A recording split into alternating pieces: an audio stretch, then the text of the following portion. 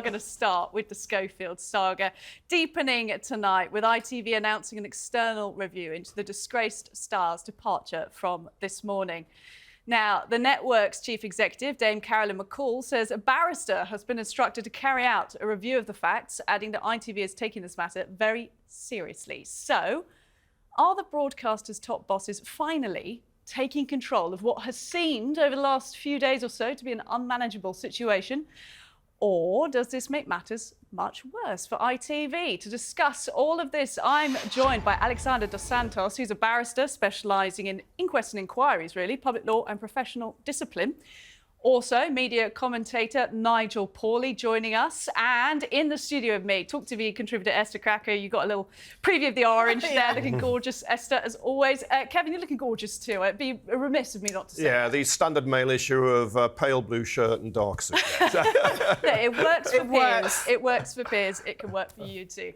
Let's head over to Alexander first to get a little bit of a kind of background on this. What essentially is happening here is ITV held internal investigations. That's, Nigel, I'll come to you then, seeing as you've been given to me first. ITV said they were going to give us internal investigations, well, they had them, but that they were cleared, they couldn't find evidence of wrongdoing, and now they've appointed a barrister to give us this external review. Let's see whether that makes a difference. Alexander, talk to us a little bit about this, about the process of that. Well, they've instructed an independent King's Counsel to, as I understand it, establish the facts.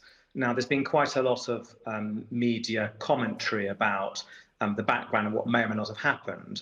And what the ITV are very keen to do, clearly, is have an independent party examine all the evidence that's available and try and form a view as to what actually has taken place.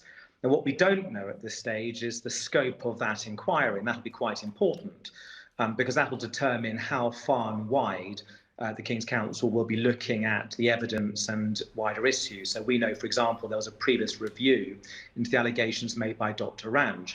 But in the circumstances here, clearly what we're going to have is someone look at what was known when, by whom, and establish essentially a timeline of facts up to the point when Mrs. Schofield left ITV. So it's there, first of all, to give some independence to the review, and secondly, to bring to bear the skills that the King's Counsel in question will bring in terms of getting to the bottom of the evidence and looking at what more might be needed. So it's there to help hopefully draw a line under things for ITV, also to provide answers to not just the public, but also those who have a stake in ITV and its reputation. But it's there essentially to try and get the best version of those facts. Will it make a difference? Probably not, only to the extent that you're going to get all kinds of speculation generally. What it will bring is a great deal of integrity to the review.